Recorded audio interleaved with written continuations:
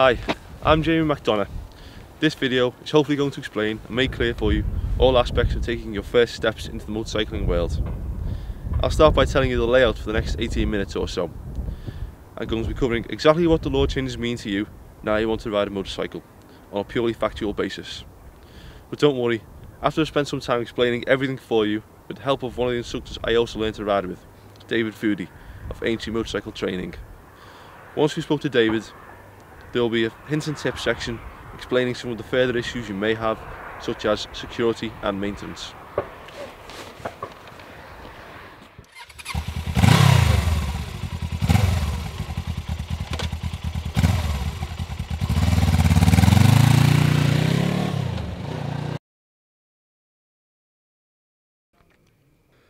On the 19th of January 2013, changes to the law came into effect regarding motorcycle licences.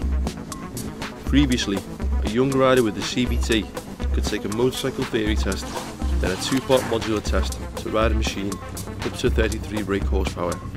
Then after a 2-year period, the rider could use any machine of any capacity or engine size. The new test works in a staggered way, so the step up through to a much bigger bike is not as drastic. Obviously a cause for concern in terms of safety. Firstly, I will explain what the modules contain. However, a theory test must be completed before any practical tests can be undertaken. Module 1 is an off-road test in a specifically set up area at a test centre where the rider has to demonstrate competence in a number of manoeuvres. See the list on screen for all the manoeuvres.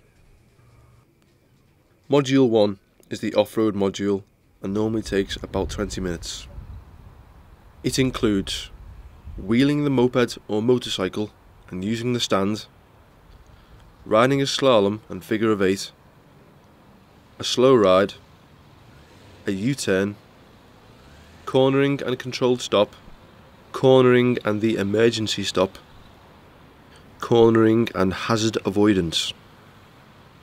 There is a minimum speed for the hazard avoidance and emergency stop exercises. For mopeds, this is around 19 miles per hour. For motorcycles, this is around 31 miles per hour. Module 2 entails a road test that usually lasts around 40 minutes, and you have to follow instructions from an examiner who follows on a separate machine behind you. You will be connected via radio link for communication.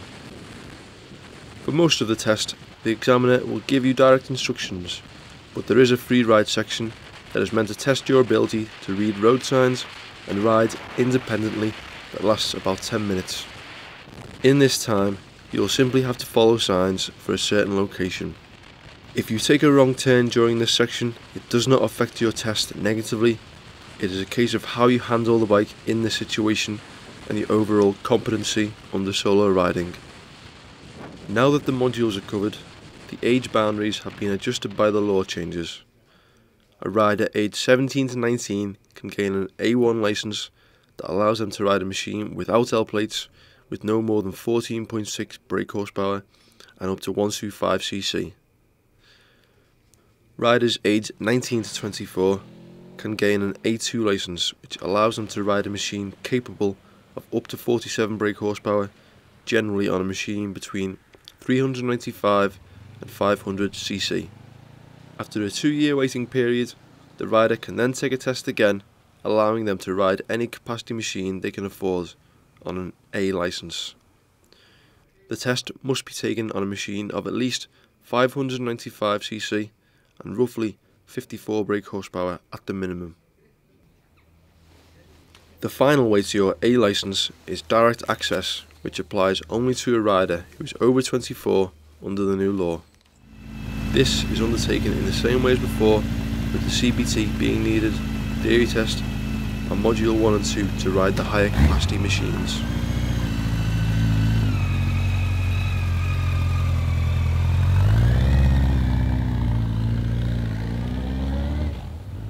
Sound confusing? Well, I spoke with David Foodie to explain how his riding school, Aintree Motorcycle Training, can help guide and nurture you through the process.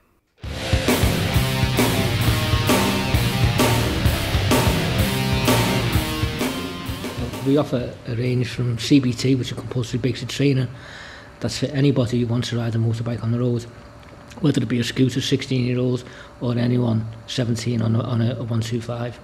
Scooters or gear bikes with a provisional licence or with a full driver licence, you do need to do a CBT anyway. It is compulsory.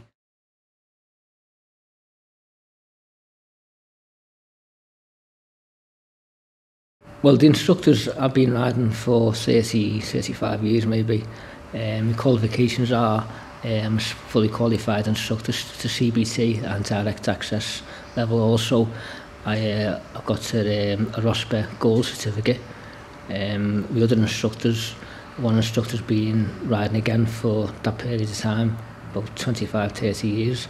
Plenty of experience doing CBTs and training. And another instructor which I've got has been bike instructor for about 3 years now. Prior to that, he was 30 years as a driving instructor, so he's got great knowledge of the road, friendly staff, and the whole idea is, at the end of it, that people, when they do go on the road, they're going home safely, and that's the ultimate target. I asked David for his take on the modular test. So, if I came along as a 21-year-old with no knowledge at all of the biking world and wanted to become a fully fledged biker, what would the route for me? Well, the route for you, firstly, of course, is the compulsory basic training, which is the course for the day, which is £95. Once you've got your certificate for that, the next stage you've got to pass a theory test. Okay, the theory test costs £31. You can't book your practical test till you've passed your theory, so we always advise people to get the theory done as soon as they can. The practical test, there's two parts to the practical test, what they call Module 1, which is all about manoeuvres, figure of eights, emergency stop, slow riding, U-turn, and the test fee for that's £15.50. The next part of the test is the Module 2 test, which is on road test with an examiner, and that'll cover about 38-40 minutes, and that costs that £75. Once you've got that, you've passed that, the two parts to the test, of course then you are entitled to ride anything up to 46.6 horsepower. 2 years beyond that day, so if you're 21, when you're 23, or two years after the date you pass your first party test, you can proceed onto the 600cc, doing the Module 1 test. You don't have to do a theory again. Module 1 test and a Module 2 test on the 600, and then you can ride any bike, whatever size you wish. You can borrow bikes and equipment included in lesson price with AMT. Here is a selection of some of what you will use should you choose David and his staff. Well, we have Honda CG125s for the CBTs and the first lessons. We also got 50cc scooters. Beyond that, onto the A2 licence, we have a Kawasaki ER5, Kawasaki ER5, which is again is restricted to 46.6 horsepower. Beyond that, onto the direct access, which is anyone over 24, we have a Kawasaki ER6, which is 650, and we've got two 600cc Suzuki Bandits, and that covers the whole range of the bikes.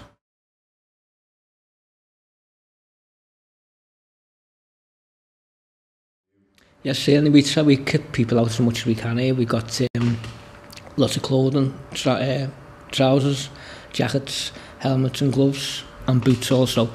We always advise people that they do wear sensible clothing. I don't want anyone coming along with tracksuit bottoms. Pair of jeans at least, and certainly in the winter wear warm clothing. People are always better off certainly with their own helmet and gloves, but we will kick people out if they need it. So now, it's time to find out what these lessons really look like.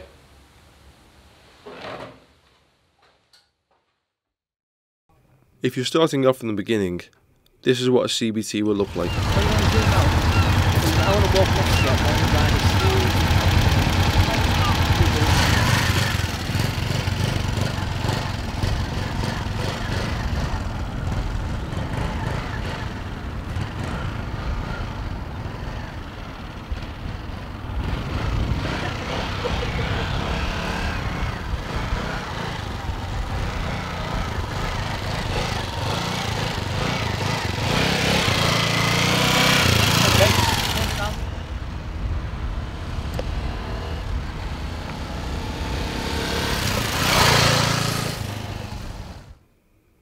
This footage from an actual DSA test centre shows some of the manoeuvres involved in the Module 1 test.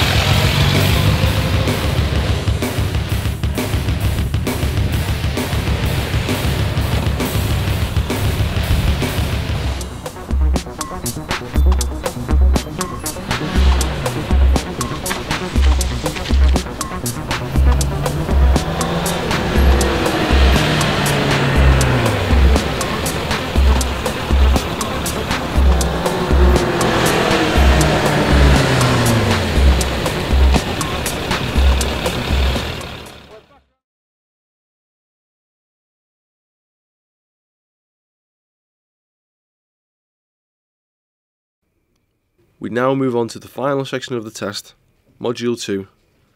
An examiner will follow you on a separate machine in a similar fashion to what is shown here out on a lesson.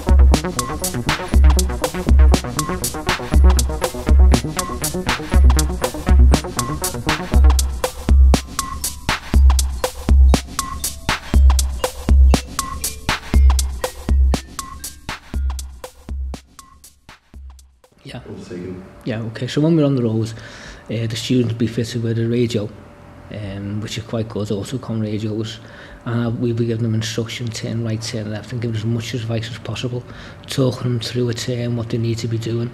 And as the lesson progresses, so we're out on the road for 2 hours for the CBT, as the lesson progresses, ultimately the last 20 minutes, so certainly the last 20 minutes, all we're giving them is turn right, turn left, and they're doing everything correctly.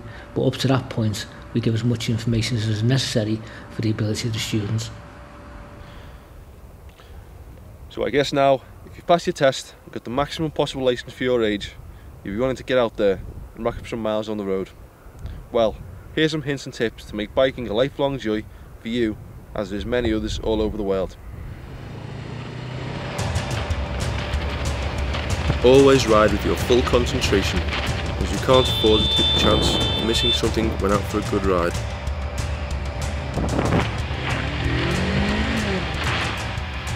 There is only so much safety clothing and equipment can do to help in accident situations, but always make sure you wear suitable attire.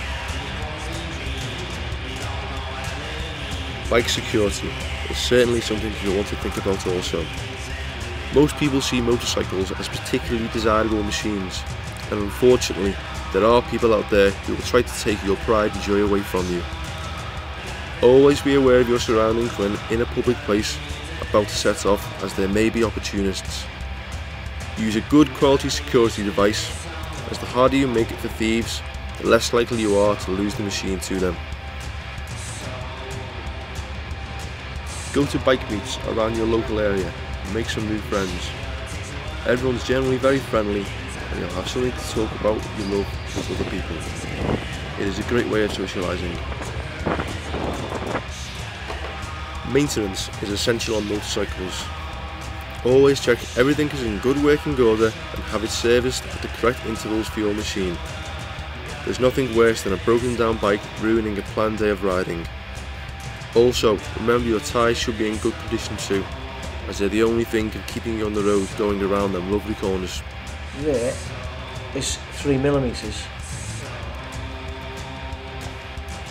which will be shown on there, like so. Here is some advice from David regarding what advice may help you along the path to your licence. Well, certainly, people who've got a full driving licence, of course, they've got road sense, which is a big advantage. So all basically you have to do is learn to master the motorbike. But anyone who hasn't got had any lessons or hasn't got a full licence, they want on a provisional licence, they do need to get as much knowledge of the highway code as possible. As much as we will explain things, you know, if I draw a roundabout on the board, or I've got a roundabout drawn on the board, when I explain routes around roundabout, if you've got prior knowledge, you know exactly what I'm talking about. Because time and again, as much as we explain it, we take them out on the road, and it's a different situation on the road, of course, because you're in on the road, and they can get it wrong. Although we told them, but if they got the prior knowledge before that, they'll make it a lot easier. Yeah. So having a driving licence helps, but it's not necessary. It's not necessary, but more knowledge of the highway code as possible is a big advantage. Yeah. Lovely. Thanks very much. Okay. Right. See you soon. Finally, enjoy every moment on the bike, as it is a life free from traffic and boring commutes to work, school, or wherever you may be going. I personally find I do not get bored of a motorcycle in the same way that I do a car. This is the rewarding feeling you get from being a biker.